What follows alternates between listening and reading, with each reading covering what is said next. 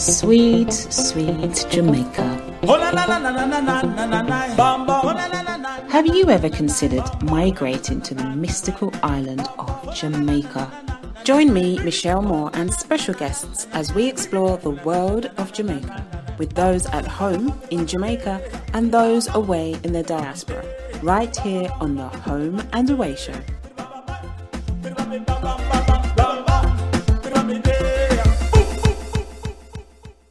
Hi and welcome to Home and Away Jamaica. Thank you for joining us on our second episode of the series Migrating to Jamaica. Now on today's show we have Lee Cooper, casting researcher at BBC Two's Wanted in Paradise series. So welcome to the show, Lee. Hi, how you doing? I'm great, thank you, and happy to have you on the show. How are you? Yeah, good, thank you. Very excited about this. Yeah, so tell us more about this Wanted in Paradise series that BBC Two are currently working on. Well, it's the first series, and we're basically looking for people who are extremely enthusiastic and passionate about the idea of making a permanent move to an exotic location. So archetypally, somewhere paradise. So somewhere on the coast or near to the coast, and we're looking for families, couples, so children involved as well, who are leaving everything behind and looking to set up shop elsewhere. So somewhere that could be wildly culturally different, as well as climate, looking for a change of career perhaps. So when there's lots of different things for them to consider. So how did the whole concept of this series come about? Why have BBC decided to focus on this type of show? Well, I think, the success of Wanted Down Under has obviously played heavily into that, and we've used on that name, but it is going to be a different kind of programme. I think people who live in England, I think we do fall into the trap of thinking, oh, it'd be great to live somewhere sunnier, somewhere more exotic, because we don't necessarily have the weather. I think there's a multitude of other factors for people, and with Wanted Down Under, I think that the key struggle I would say there is being so far away from friends and family. You couldn't get much further. I think the culture is very similar. I think there's key trades and skills that are in demand, so it's easy to understand how you might make that transfer across from living in England to living in Australia. I think when you look at other countries, though, where there's different cultures, where the languages might be different, where there's a multitude of different challenges, so work permits, visas, where skills and trades aren't so easily identifiable. I think that it does put a lot of people off, but I think there's lots of people still who are really enthusiastic and passionate about wanting to make a move like that. And I think there's lots of interesting things to look at and discuss around that. And hopefully the programme will ultimately aim to benefit the families and couples that we work for, be a really positive experience, but also to hopefully be a bit aspirational to people who are watching it, to inspire them if they're almost there or thinking about it but don't think it's possible, or it's just a pipe dream, to give them that little nudge maybe in the right direction. Absolutely, I'm definitely feeling that one. And obviously have been there from my experience, hence why I've created this radio talk show, Home and Away Jamaica, to hopefully inspire other people and share experiences, and those will hopefully help someone else out there in their transition. But initially, before making that move, I was so engrossed in the processes at the time, applying for citizenship, passport. So I wasn't really bogged down and thinking about or stressing about the impact that the move would have on me. I was more concerned about the processes and the things I needed to get done before getting there. And it wasn't until I got there that everything kind of hit home for me. I realized, okay, so I have to find somewhere to live. I have to look for work, build a new social networks. And I mean, especially as I was going through the procedure alone, it was quite a lengthy procedure before I actually took the move to actually live there. So are you actually helping these couples and families with these procedures in terms of applying for various passports or permits and research? Is that correct?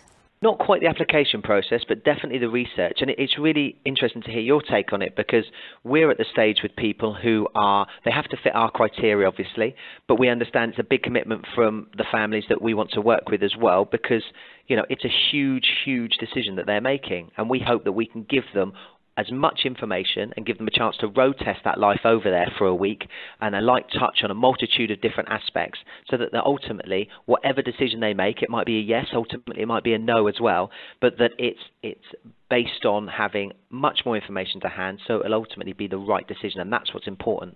And hearing you talk about, all of the lengthy process that you had to go through, I think it's really interesting, because I'm presuming a lot of people are in the same boat. But we're faced with that, especially if they don't have the support of a partner or a family, then it's very easy to go, well, you know what, this isn't doable, or I can't ever imagine myself being able to make this move. So did you have moments like that yourself?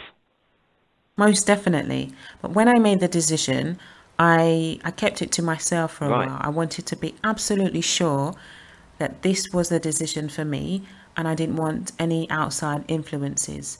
And, obviously people are concerned for you and want to know that you're making the right decision. So I just wanted to allow myself to come to that decision myself, and then feel free to tell other people. Especially when I was getting, some people saying, why would you leave England, Right. and it's too big of a move, and, how can you leave your job? But I knew the purpose as to why I made that decision, and I just stuck with it. So behind the scenes, I was applying for my passport, which took about 3 months. And there were some things I had to apply for when I was actually in Jamaica, like my TRN, tax registration number, NIS, and also my driver's license. And I didn't realize there were different types of Right. license. And I'm realizing it's the wrong license on the day I'm actually taking the Oh. test, only to be told to come back again and repeat the whole process. So there's so many things that, you learn when Mm. you're in the process, but sometimes these things cost us time and money. And that is why I'd like to help other people, pointing them in the right Mhm. direction and giving them advice and maybe links or contacts, and assist them on their way during their Yeah. transition, so that their experience is stress-free and a lot more efficient, really. I think that's it as well. The more kind of the whole team here look into it, because bear in mind we're looking at a multitude of different countries, and a lot of the islands in the Caribbean, they fall into what people consider to be paradise. So that's we've had lots of queries about countries there, and I think it's amazing. There's a wealth of information out there, but equally it's dotted around. I think it's really good when you are able to talk to somebody who's actually been through that experience themselves, because I think that it's a lot more accessible. I think we've been having a look on various different websites, and there is some brilliant support out there. But different countries' websites differ wildly. Different people's experiences differ wildly, and I think it's invaluable to be able to speak to somebody who's been through that process.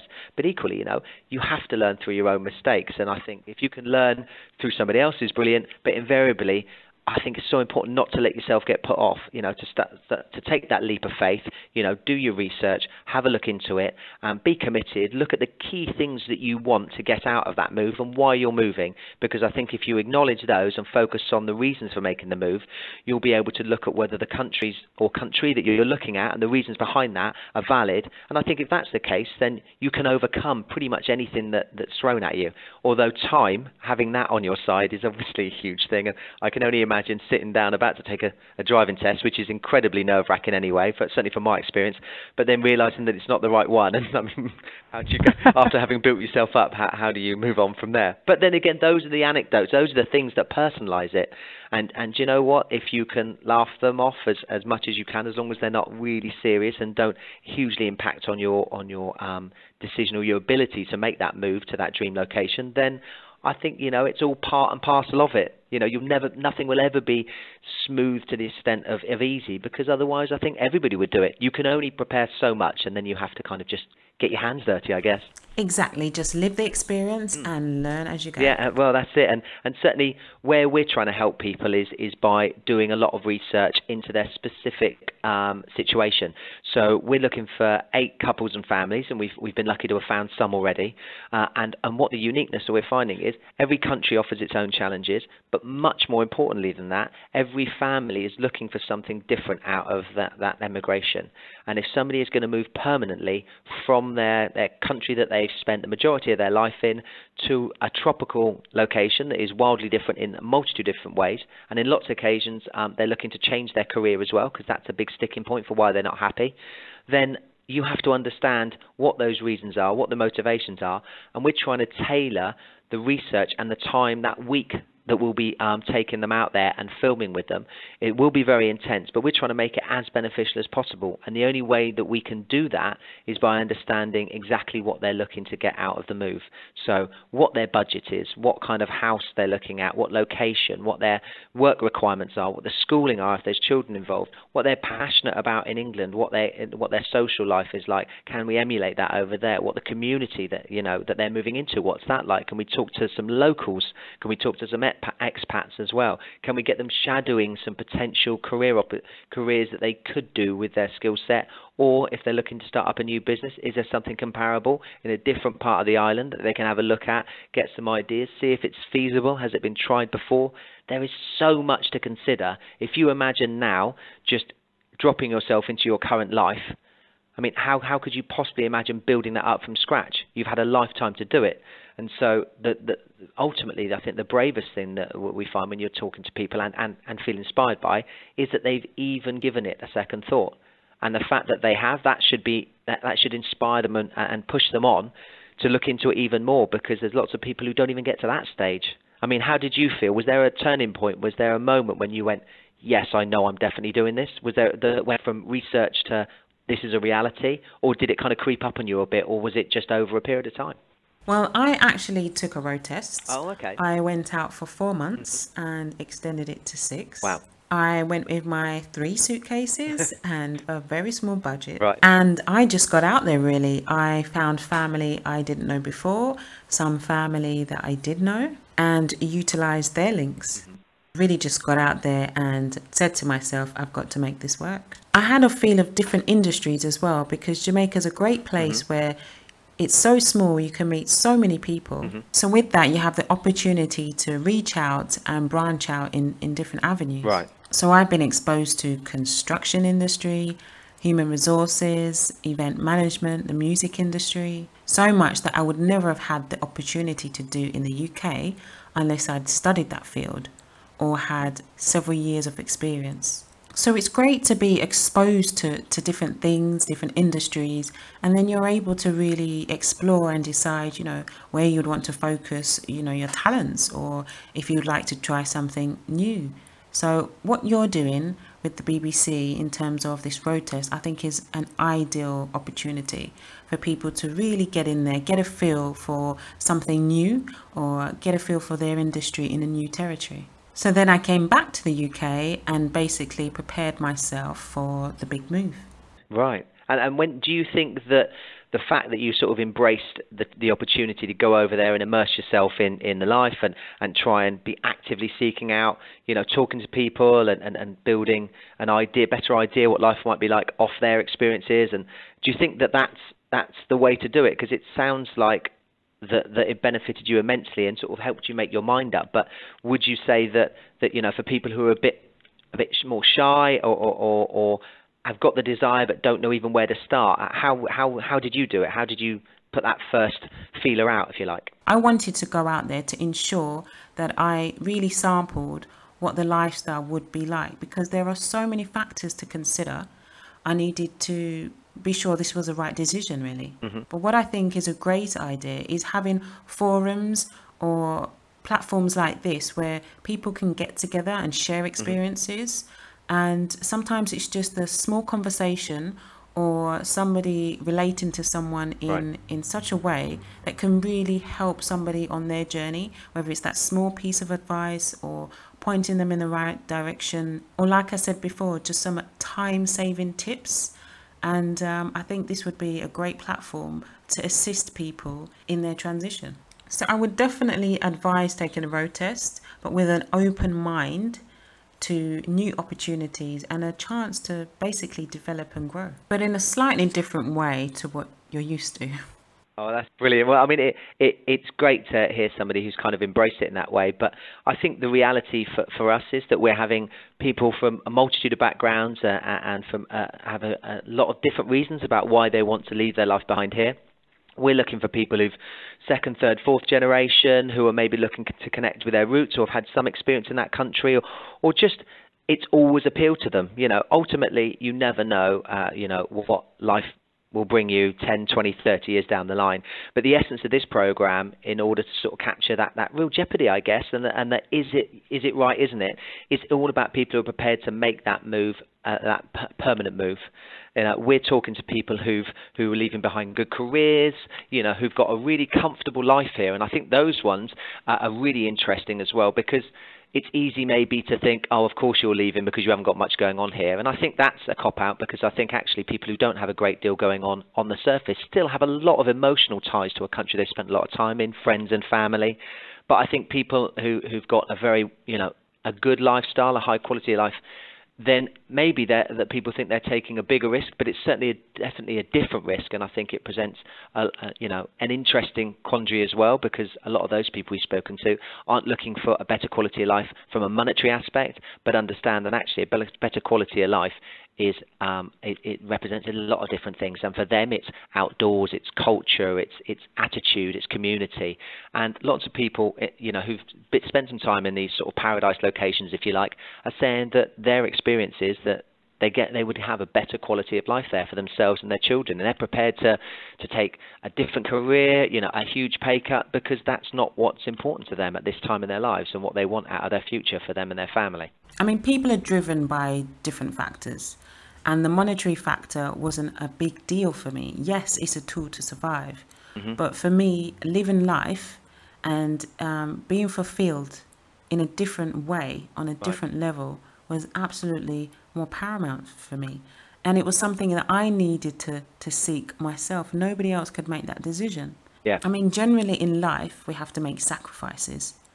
And I was basically willing to make that sacrifice for a huge increase in the quality of life. Yeah. And I think a key thing here is getting comfortable being uncomfortable, because that's when a world of opportunities opens up to you. When you allow yourself to take risks and basically face your fear, but you're fulfilling a dream at the same time. I was in a very comfortable job. I have my family in the UK and friends, my social networks. So that was a big thing for me to uproot myself and take myself away. And now I have a wonderful lifestyle, and all it took was just a moment of sacrifice for a lifetime of joy. And yes, it is a risk, but what's the worst that can happen? But the bigger the risk, the greater the reward. Absolutely. Well, we hear that a lot, and it's funny because although this program is really about helping people, the main reason as well why we're sort of reaching out to families and sort of actively saying, look, have you got concerns? Are there things that you're not sure about? Are there things that you're going to find difficult to leave behind? And are there things about this country that you don't know as much as you would like, or you're unsure whether you're going to be able to find work? Will you be able to afford the house in the location that you want? Will it give you what you need? Those things are really pertinent, because what if we're talking to people who have got no worries about what they're leaving behind, because they've kind of really made that decision mentally and are prepared to go, then the chances are they've already done it. And if they haven't, they're just about to. They've probably booked the flights. And I think so for us, it's about we can have the biggest impact and help families and couples the most who've got those concerns that they need answering, or those questions that they need looking into.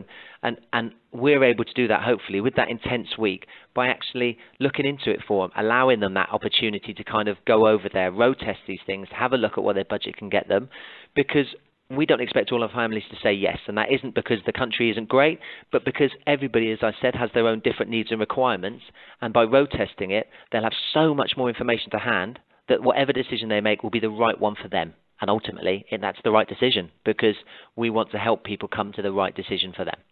But you're right, what you said about being open-minded, I think that's really important, because I think a lot of people get bogged down in the detail, and we're hoping that by actually being out in that country and viewing it different from a holiday, with that mindset, like you said, you went out and you were looking at it with a more long-term view, I think immediately then the rose-tinted glasses are off. You don't come back after your 2 weeks and go, oh, why don't we live there? That's amazing. Even if you might think it, well, because you kind of immediately you're looking at it from a different perspective. And so we're hoping that will give them that insight.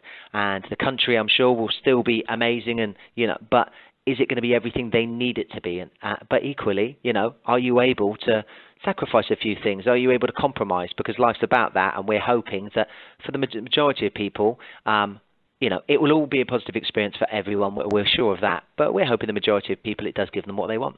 Well, we all know fear is a major factor in this. So what are some of the fears that people have expressed? Well, I think there's lots of things. I think distance away from friends and family is a big one. But like we were saying, because a lot of these locations aren't as far away as, say, Australia, then I think that actually that comes down a little bit further. The key stuff is friends and family again, but actually is community. Will it live up to expectations, that quality of life? Will they be able to get work in the chosen area, either their existing profession or, will they be able to start up a business? And because it's not just one particular area, because the culture will be different, and because, the laws, regulations, those kind of things as well. And I think there's so many things for people to concentrate on that they have a tendency to concentrate on really the great things, and then there'll be a couple of huge glaring issues that they think, what about this? But actually, there's always a multitude of things. But what that means is it just means you have to allow yourself, like you said, take that leap of faith and allow yourself to immerse yourself in the experience and acknowledge that not everything will be perfect, not everything will be the same as you want it to be over here for those key things, but actually what's most important. And as soon as we're talking to the people who are serious about it, you can't help but be inspired by their situation, because they're, say, the 5 or 10% of people who, instead of just talking about it, are prepared for whatever reason to kind of take the next step, to go, do you know what, this is worth the risk, and let's have a little look. And there's something really inspirational about that, when talking to yourself and hearing you having done that on your own, and you didn't tell friends and family, because I think lots of people are similar boat, where they feel that those people will instantly go, oh, you can't do that, it's too difficult. They feel that they want to get a lot of information first, and maybe even, in this instance, if we can, take people out there for that week, so that when they do talk to friends and family about it, either just before they go with us, or if we're not, helping them in this instance, they've got enough information to be able to alleviate their friends and family's concerns, because they know the first thing people do is worry about the ones that they care about and they love. So, it's difficult. It's a balancing act. I definitely say to friends and family, the best thing you can do is probably, instead of saying, why are you doing that? Have you considered this, this, and this?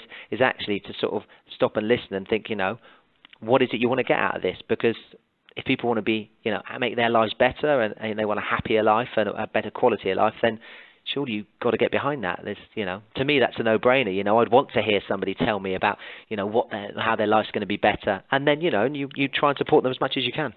But that's more of a personal viewpoint. I think definitely on this show, we're all about trying to, help people understand what the realities of that life will be like, as opposed to a holiday. And for some people, they haven't even been to these locations. They may have been to neighbouring islands, or they may have had a lot of experience of it, on the internet research. And it's a struggle for me. I don't know. Did you spend a lot of time there prior to your sort of several months investigating it in depth? Had you been there lots, or had you heard lots about it? What was the real draw for you? I hadn't really investigated as much, but I had been on several visits. Oh, okay. But during those times, I never thought I would actually move and live out there. Not at all. Did you not? And is that because you were just enjoying your break, from your work, from your job in England, and so it was a proper holiday? It was a proper holiday, and like most people, I always got the holiday blues as soon as that plane touched down at Gatwick. I think lots of people would say they had the same. So what was the difference between that and the fact that you went, it's not enough spending 2 weeks here a year, I need more? Was there something in England, or was there something that sort of all of a sudden happened over in Jamaica? It all happened in Jamaica. I was in Portland, looking out at the sea, and I just thought, I could have this. I could live out here. I could see this every day.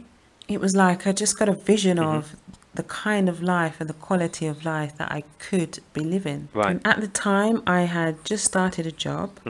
I was on vacation in the July, and this calling was like, come in November. Yep. At that time, it just seemed so clear as to what I needed to do. And, now living there, it's just beautiful, just paradise. The beautiful nature, the beaches, the rivers, the natural food, and the landscape. And there's so many places to go, so many hidden treasures. Yeah. And just that community spirit among the people. But it's just a place where spiritually I can connect, and there's so little distraction, compared to the UK. You can really get absorbed within yourself and really get to spiritually understand life and the world that we live in. And within that, you can explore and come out of yourself, take risks, and just become. When you just take yourself out of your normal environment and exploring yourself, really. And do you think there is any key things that you sort of had to compromise? So it sounds like you've got an amazing life out there and you're really happy. But is there anything that you kind of stopped you in your tracks and you went, do you know what? You know, I thought I wanted this as part of the dream, but actually, the more time I spend here, I realise it's not a key component, or it's not important enough to jeopardize my time or, you know, my future here. Living this experience has really opened up my eyes to realise there's so many things that I had in my life that I really didn't need. So it really helped me identify the wants from the needs. Right. And with that, I'm able to explore new opportunities. I mean, technology, look at the world we live in. There's so much to do. I mean, look at this, setting up my own radio show. It's fantastic. Yeah, it's all there for the taking. I think what you're saying, it does definitely ring true. A lot of the people that we've been talking to about their moves to the Caribbean, and is a really popular destination.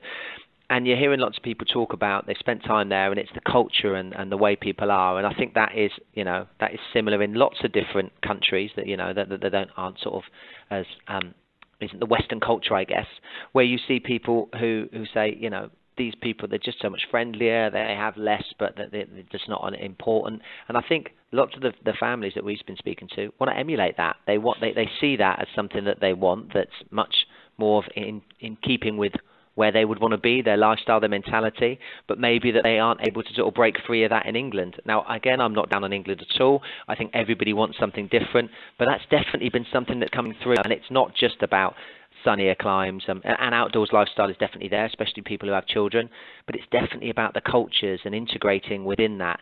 People aren't talking about going over and having England in the sun. That's certainly not what this program's about, and it's also not what the people who are contacting us are talking about. It's much more about integrating and becoming a resident of that country and enjoying it for all that it has to offer. And can I ask, Lee, have you been to Jamaica before? I haven't, no. I mean, I'm going to be lucky that I'm going to be one of the teams that's going away to a couple of the destinations. We've certainly got people here that are going to the Caribbean. And I think you can see just from investigating and talking to the people and making contacts over there that they're just so friendly and helpful, and obviously, we're calling up and we're sort of asking for their knowledge and wealth, but a lot of the time you come off the phone and it's just a different kind of mindset, and maybe that is symptomatic of people doing 50, 60, 70 hours a week, in England, working long hours, and in Europe in general, but not having the sun, not having that work-life balance, the outdoors lifestyle, whatever it is. I think it's definitely something that I think more and more people are looking for. And certainly when we're talking to, contacts that we're making abroad in these exotic locations, you come off the phone and there's just something different in that mindset. I don't know what it is. It's just even from sort of quarter of an hour, 20-minute phone calls, talking to yourself. It's just there's a certain passion, but with that laid-back attitude. I don't know what it is. It's definitely different, I think, and that's me speaking. But it's coming across from the people that we're talking to across the team as well. You just have to come to Jamaica, Lee. I know. Well, don't get me wrong. Feel Jamaica love. I mean, it wouldn't be a hard push to get me over there, believe you me, especially the way you talk about it. And I think that's what's really nice about this program. You're talking to lots of people who want to make that move, and we're looking at places such as the Caribbean, the Maldives, the Seychelles, South and Central America, Southeast Asia, so lots of areas, and it's couples and families, and it's all about an intense week where hopefully they get the benefit of our research, and we get to share in this huge decision that they're making about upping sticks and moving from England to an exotic location.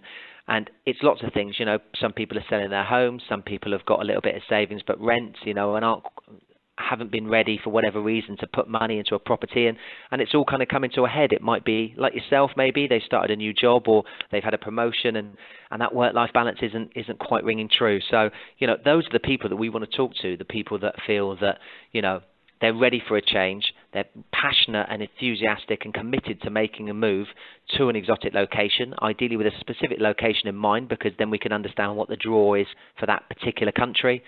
and then let's have a chat with them. Is there things that they're going to find difficult to leave behind, and what are the things they want to get out of their new life? And once we've had an informal chat, then we can have a discussion about whether we talk to them further, and then we go out to meet them. But ultimately, they'll learn a bit more about the show and see if they want to get involved as well. It's a two-way street. Yes, we're offering what we think is a great opportunity for people, our research and getting them over there to road test that life. But equally, it's a two-way street. They'd be letting us into a huge, part of their life and a decision that could change it going forward for themselves and their family. And I think it's about understanding that as well. And I think that'll be really interesting, seeing people going through that process. And hopefully it'll be an inspiring one. And listening to yourself, those kind of things. You hear about other people who are prepared to take that leap of faith.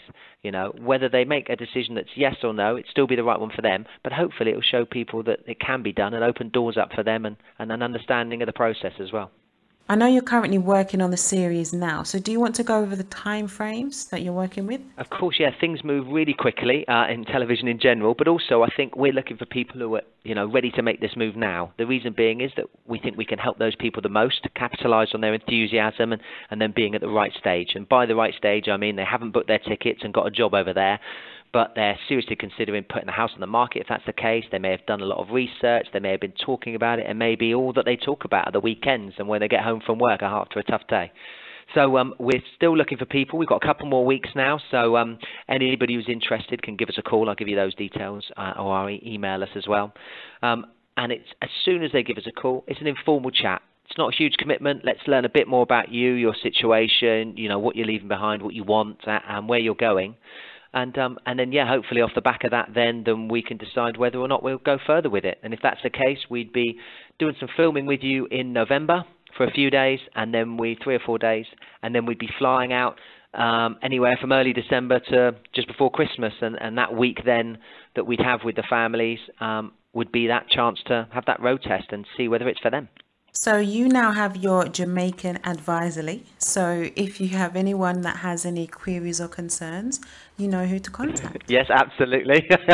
Well, I really appreciate that. Certainly, I'm here to help out as much as we can. Obviously, we've got an expert on Jamaica now at our fingertips in the case of Michelle Moore. So thank you very much for that. If I can just give you a couple of bits of details, that'd be great. So our telephone number, if you want to give us a call for a chat, is 01179 746666. Alternatively, you can give us an email, although we'd always love to chat to you first. Our email address is wantedinparadise@bbc.co.uk. And if you want to just, get your head around all of that information that we've been chatting about, then you can visit the BBC website, and there's a tab on there about the our specific show, and it's called www.bbc.co.uk/shows and tours/be on a show, and just click on Wanted in Paradise. Thank you so much, Lee. No, it's been great talking to you. Thanks for sharing your experiences as well, Michelle. It's certainly been an eye-opener, and it sounds like you've got the dream life over there. So I hope long may it continue. Take care, Michelle. Speak to you again, Lee. Thank you. Cheers. Bye-bye. I really enjoyed that chat. That was Lee Cooper from BBC Two's Wanted in Paradise. And that's all we have for this week. So you'll just have to join me next week Saturday at 2 p.m. GMT for another show. In the meantime, check out Facebook and Twitter, Home and Away JA. And you can also download the podcast on iTunes, Home and Away Jamaica. Don't forget the website, michelledmoore.com. So have a great week, and thank you for listening. Thank you for listening to the Home and Away show. We'll be back soon with more from the series. If you would like to comment, suggest a topic, or be a guest on the show, send an email to radio@michelledmoore.com.